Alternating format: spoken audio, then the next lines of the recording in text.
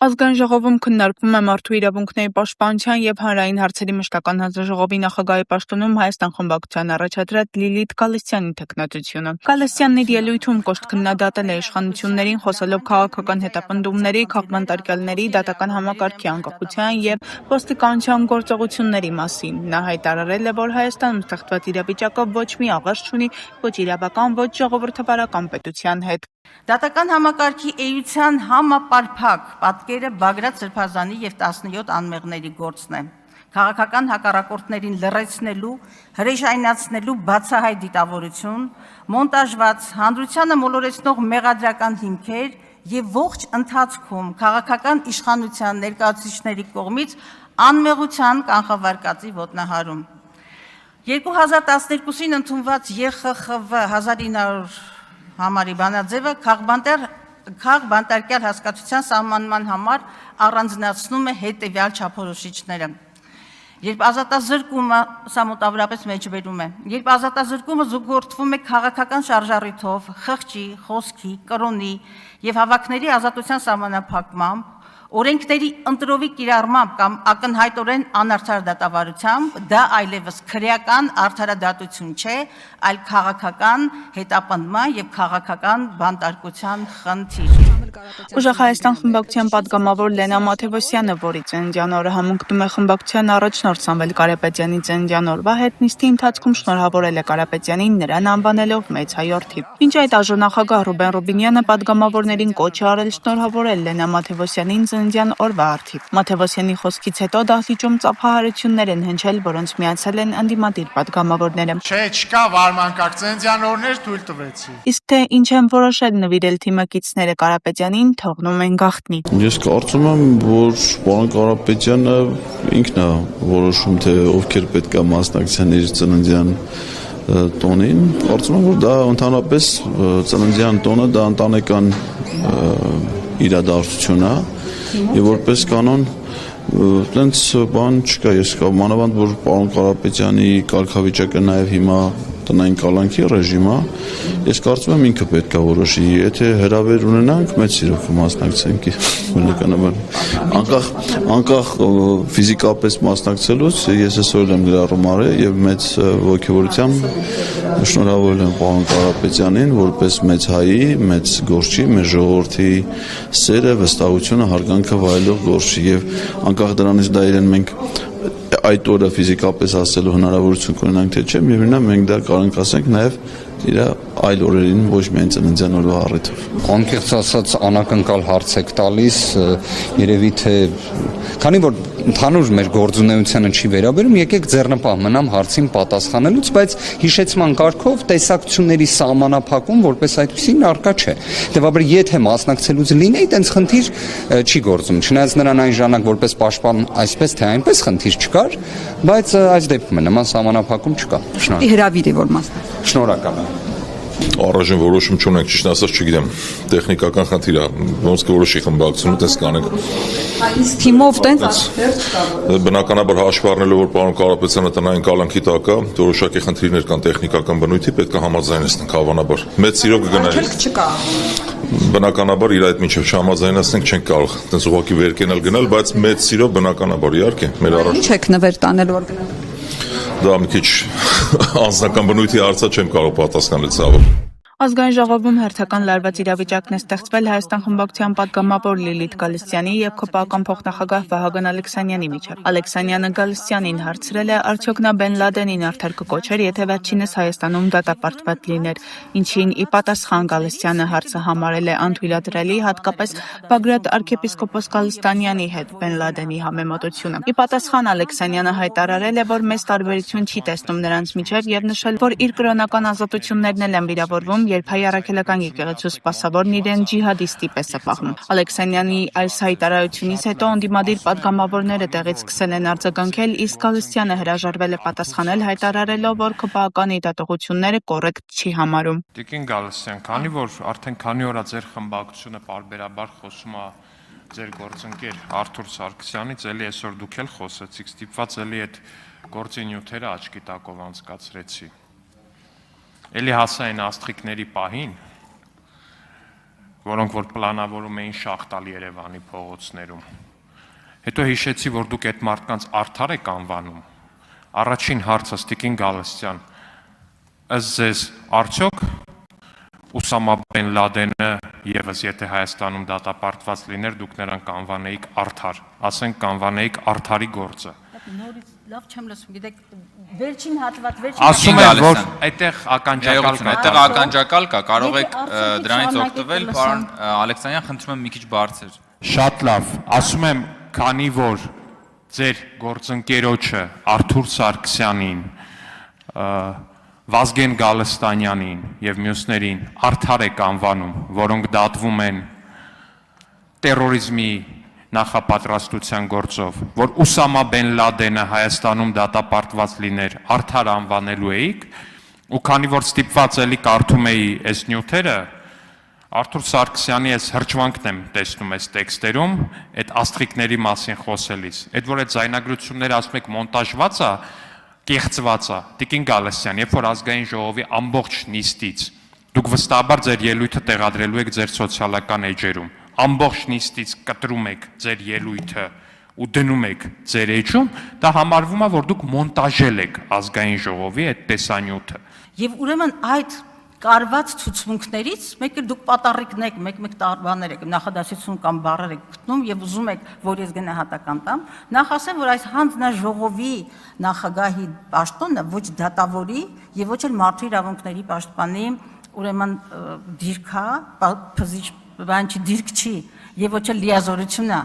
Ես չեմ կարող գնահատականներ տալ, ինչպես դուք փորձեցիք անել, կտրտված փաստերով եւ դուք հենց այդ մոնտաժված ցուցմունքներից պատառիկ եք կարծում եւ ինձ ասում եք դե գնահատական տուր։ Եվ նաեւ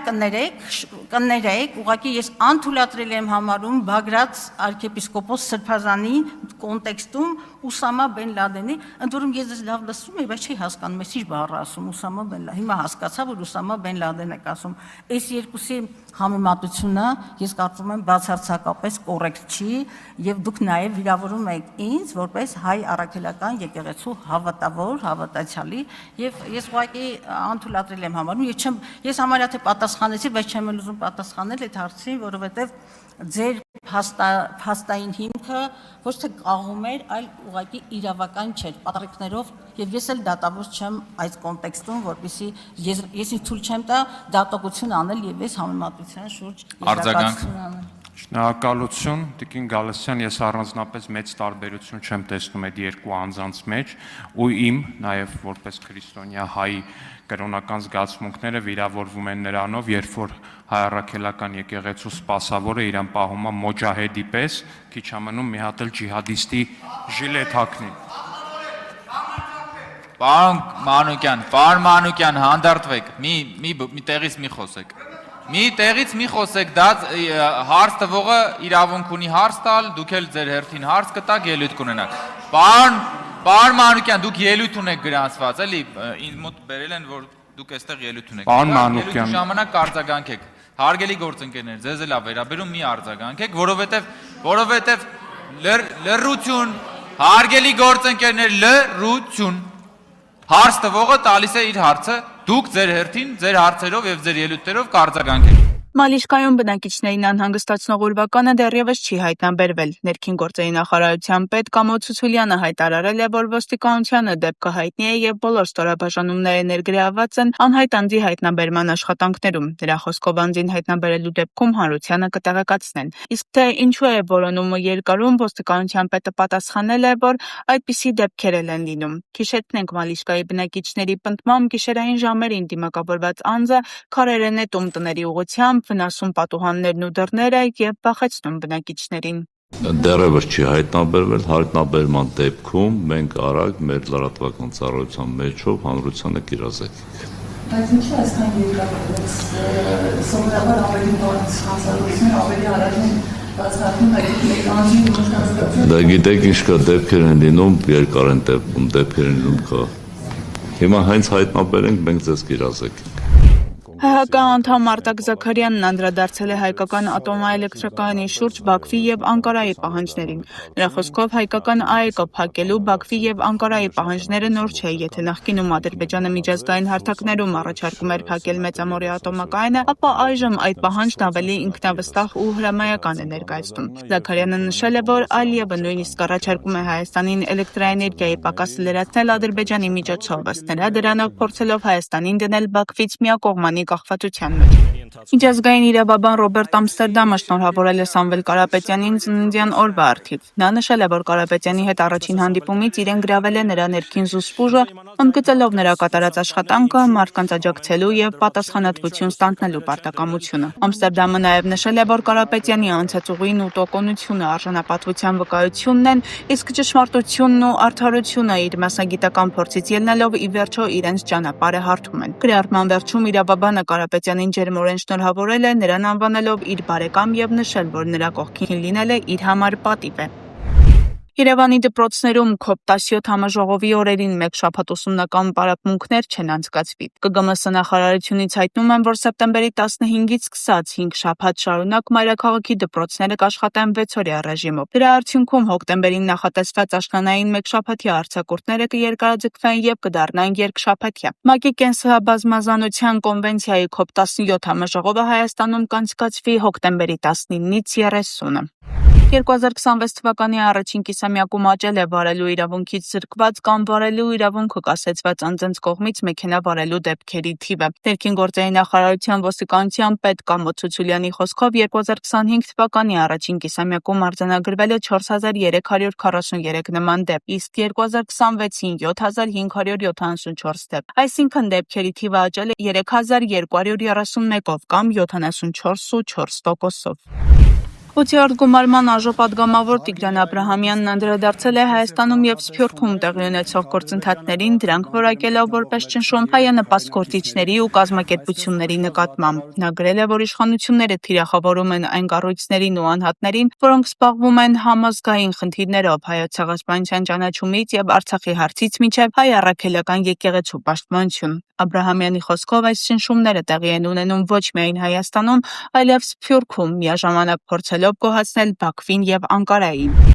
Ազգային ժողովի քաղաքացիական պայմանագիր խմբակցության առողջապահության հարցերի մշտական հանձնաժողովի նախագահի պաշտոնում առաջադրվել է Լուսինյա Բադալյանի թեկնածությունը։ Առաջադրման մասին հայտարարել է խմբակցության ղեկավար Արուսյակ Մանավազյանը, իսկ թեկնածուին ներկայացրել է ՔՊԱ-ական պատգամավոր Տարոն Չախոյանը։ Լուսինյա Բադալյանը մասնագիտությամբ աստվածաբան է, ունի նաև առողջապահության կառավարման մագիստրոսի աստիճան։ Տարիներ շարունակ աշխատել է ռադիոյում եւ հեռուստատեսությունում, դասավանդել է նաև դպրոցում եւ ԵՊՀ-ում։ Մայր Հայաստան կուսակցության նախագահ Անդրանիկ Թևանյանի եւ կուսակցության վարչության անդամ Արեգնազ Մանուկյանի վերաբերյալ քրեական վարույթներով նախաքննությունն ավարտվել է եւ գործերն ուղարկվել են դատարան։ Ըստ քննչական կոմիտեի Թևանյանին մեղադրանք է առաջադրվել պետական դավաճանության եւ լրտեսության համար։ Քննչական կոմիտեի պնդմամբ նա օտարերկրյա հատուկ ծառայությունների հանձնարարությամբ պետական գաղտնիք պարունակող տեղեկություններ է հավաքել եւ $622,000 դիմաց փոխանցել։ Ինչ վերաբերվում է Արեգնազ Մանուկյանին, նրա նկատմամբ հանրային քրեական հետապնդում է հարուցվել պետական գաղտնիք պարունակող տեղեկություններ հրապարակելու հոդվածով։ Վերջինս կալանավորվել է 2 ամսով։ Մայր Հայաստանից 2 վարույթներն էլ որակում են որպես ապօրինի։ Գագիկ Ծառուկյանին պատկանող Multi-Wellness ընկերությունը հայց է ներկայացրել ընդդեմ կադաստրի կոմիտեին։ Ընկերությունը պահանջում է անվավեր ճանաչել Ալեք Մանուկյան 11 հասցեի գույքի նկատմամբ իր իրավունքները դադարեցնելու եւ այն Երևանի քաղաքապետարանի ենթակայությանը հանձնելու պետական գրանցումը։ Վարչական դատարանը դատավոր Հերմինե Մուրադյանի նախագահությամբ հայցը վարույթ է ընդունել եւ կադաստրի կոմիտեից պահանջել ներկայացնել գույքի կադաստրային գործի բոլոր նյութերը։ Նախնական դատական նիստը նշանակվել է 2027 թվականի փետրվարի 16-ին ժամը 14:30-ին։